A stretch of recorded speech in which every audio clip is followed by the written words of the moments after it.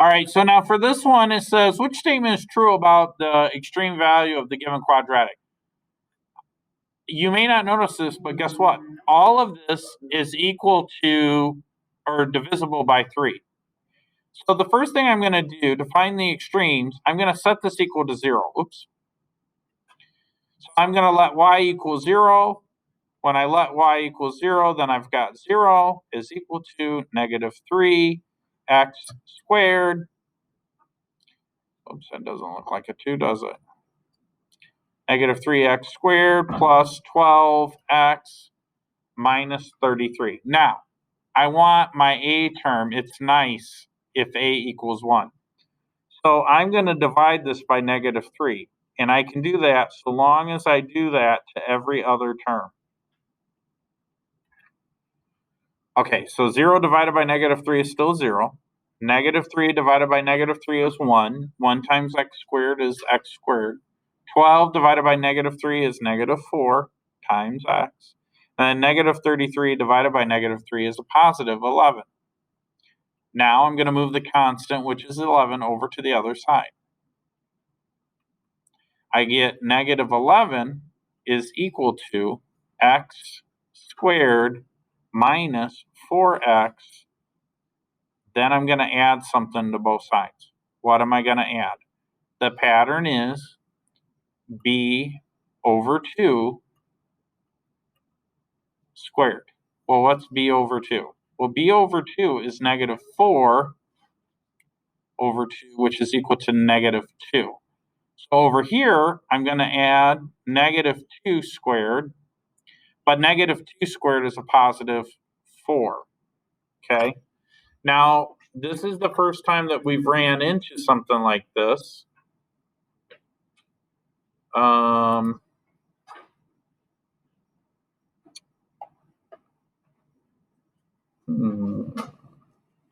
just want to double check this because I feel like I made a mistake somewhere.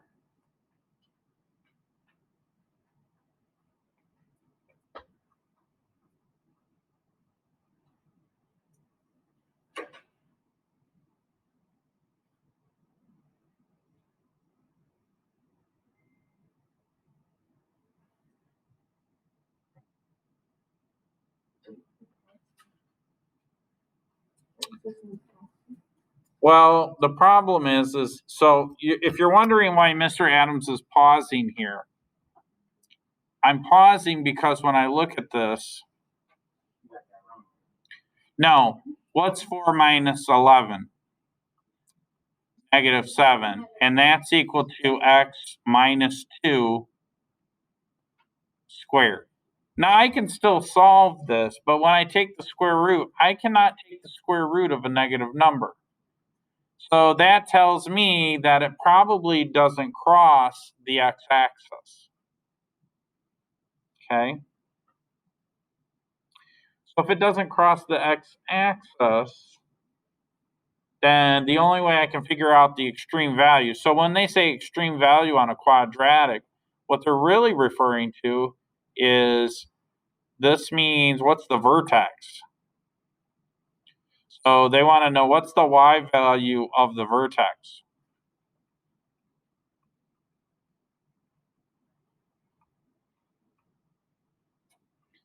And I know that it would be about positive 2, I think. But I'm just going to have to graph this because completing the square doesn't help at all. In fact, honestly, I don't know why this is even in this set of questions. So let's graph it. I'm going to pull up my graphing calculator and turn that on. And then let me plug this bad boy in. Let me show you guys the screen so you can see it. I'll zoom in a little bit. So I'm going to go to y equals. Let me make some adjustments here. I was doing inequalities with Algebra 2 earlier today. All right, okay. Clear out the bottom one. And then I'm going to graph the top. Now on the top, oops, not that far up. Clear that out. I've got negative 3x squared plus 12x minus 33. And we'll do, I'm just going to go from x equals 10 to negative 10, but in the y direction, I know it's going to be kind of low. So I'm going to go, my y minimum will be like negative 50. And let's just graph this and see where we're at. So I don't think it's going to cross the x-axis. And it doesn't. So that's why we don't have real number solutions. You would have an imaginary solution.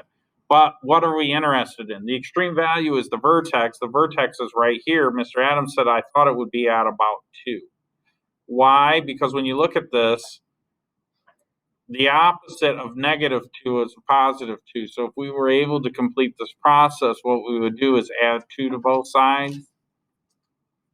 So anyways, what am I going to do? I'm going to just kind of let the calculator help me figure out what the vertex is. So I'm going to go to second calc. And is that a minimum or a maximum according to the graph? It's a maximum. So I'm just going to go, it says left bound right here. So I'm going to go just a little bit to what I think, to the left of where I think the maximum is. And then I'm going to go a little bit to the right. And then it says guess. So see how this is my left bound, this is my right bound, and then I'm going to go somewhere in the middle and hit OK. And that's what it is. It's negative 21. So let me take a screenshot of that, copy and paste that in the notes. So we didn't need to complete the square at all on this one, but that's okay. I think what they want us to do is realize that this doesn't always work. This, you can't take the square. Whenever you get an imaginary or a complex number, that means that it doesn't cross the x-axis. X-axis, let me write this out because it's kind of complicated. You can't take the square root of a negative number. When that happens, you don't have a real number, and then I'm going to put in parentheses numbers. You don't have real numbers, a real number solution. I'll just leave it like this. You have a complex solution. So the curve does not cross the x-axis, and you do not have x-intercepts. Now I wanted to type it all out so you guys can see. Whoops. It's kind of a book. I really wanted you guys to kind of see all this stuff. All right. So I'll leave that up there. What does this mean? Well, we go through this whole process to figure out when y equals 0. But according to the graph, will y ever equal 0? No.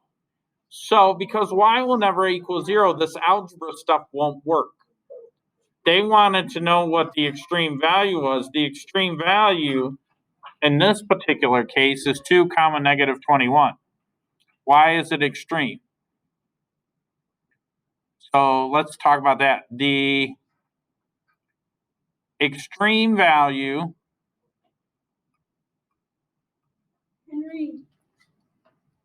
is negative 21.